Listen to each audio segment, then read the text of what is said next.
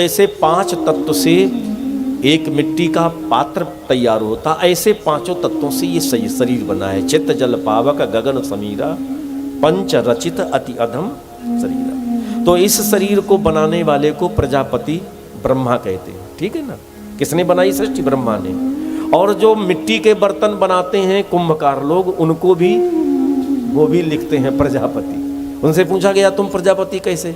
बोले हम भी तो 5 तत्वों से पात्र बनाते, जैसे ब्रह्मा बनाते वैसे हम बनाते।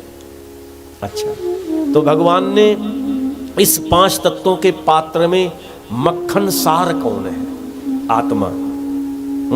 जिस जब तक है तभी तक इसकी कीमत है, और जिस दिन वो सार आत्मा इससे निकल जाए तब तो फिर तुरंत निकाला जाएगा ना।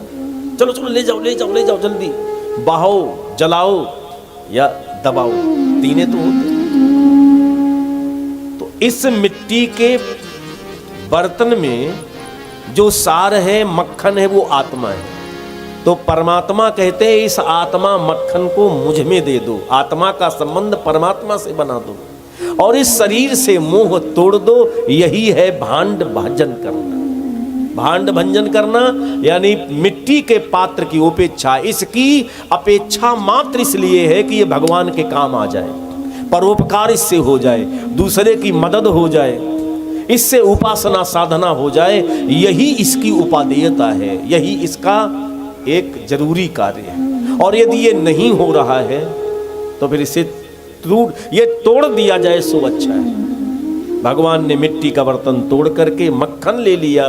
यद्यप मक्खन खुद घर में बहुत है, लेकिन गोपिकाओं से दुनिया को संदेश मैसेज दिया है कि आत्मा का संबंध परमात्मा से जोड़ लिया जाए, शरीर से मोह न रखा जाए, शरीर से मोह रखा जाए। एक जगह ऐसा भी लिखा है कि शरीर को सजाओ, नहीं सजाओगे तो स्वस्थ नहीं रहेगा, फिर उपासना कैसे करोगे, मंदिर कैसे जाओगे, भगवान की पूजा कैसे करोगे, उपकार कैसे करोगे। तो इससे कुछ अच्छा हो सके इसलिए इसकी देख रेख करो। आपके पास 2 पहिया वाहन है चाहे 4 पहिया वाहन है, आप उसमें साफ भी करते हो, हैं? डीजल पेट्रोल भी उसमें डालते हो, उसका शीशा भी साफ करते हो, मैकेनिक बुला करके पूरी उसकी तरह से सर्विस कराते हो। अच्छा है, क्यों कराते हो? बोले कहीं जाएंगे तो रास्ते में गड़बड़ ना करें। और एक व्यक्ति रोज साफ करे और गैरेज से कभी निकाले ही ना, तो उस गाड़ी का 2 पहिया का 4 पहिया का फिर उपयोग क्या हुआ? इस शरीर को सजाओ और भगवान के काम में परोपकार में न लगाओ तो इसके सजावट का मतलब क्या हुआ? फिर तो इससे मोह ही तोड़ लेना चाहिए।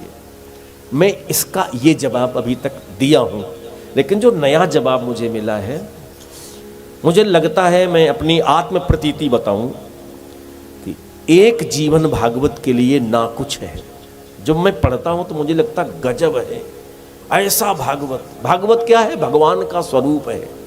मैंने पहले दिन बताया था कि भागवत किसे कहते हैं? भगवान के स्वरूप को। तो भगवान को जान पाना ये बड़ा सरल काम नहीं है। जितना जितना जानने में गुरु कृपा से मिलता है उतना नया आनंद आता है। लगता और मिले कुछ, और मिले कुछ। तो लगता है एक जीवन एक ना कुछ है भागवत के लिए। प्रार्थना तो ईश्वर से यही करता हूँ, बार बार जन्म मिले और भागवत पढ़ने को मिले, गाने को मिले।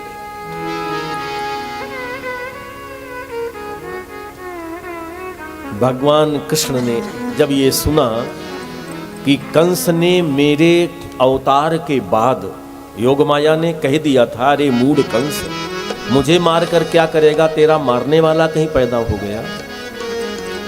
तो कंस मामा को तो पता है कि मैं आ गया हूं, उसका अंतक। तो मेरे आने के बाद मेरी प्रजा से इतनी कठोरता का व्यवहार बर्तन कर रहा है कि बेचारे ब्रजवासी दिन भर मेहनत करें, खेतों में मेहनत करें, पसीना बहाएं, गौशरण करें, और जब दूध बने तो कहे पियो नहीं, सब सारा दूध कंस के यहाँ ले जाओ।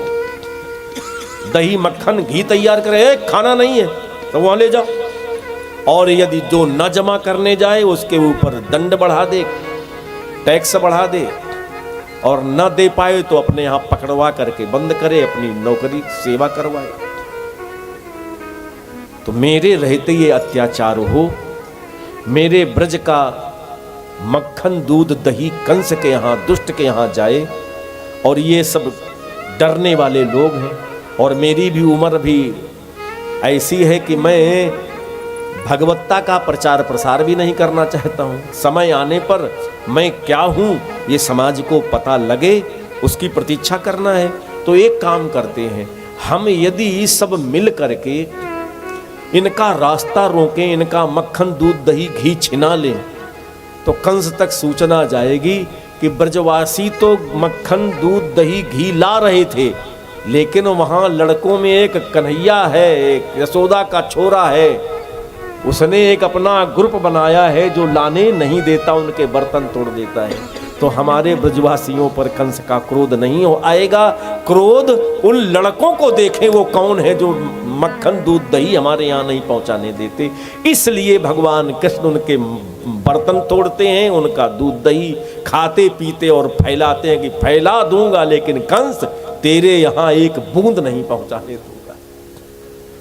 ये गोविंद की इच्छा थी। और गोपिकाएं बड़ी मजबूर हैं कि ऐसा तुम क्यों करते हो। जब हृदय आंगन सजा होता है कि कन्हैया आ जाए, बात करूं, हृदय से लगाऊं, तब तुम आते नहीं हो। और जब संसार दिमाग में हृदय में होता है कि जाएं कंस को संतुष्ट करें, तब तुम सामने खड़े होते हो और हमारे बर्तन तोड़ते हो, मक्खन फैलाते हो, दूध पी लेते हो। ऐसा क्यों करते हो? बोलिए आनंद कंद भगवान की।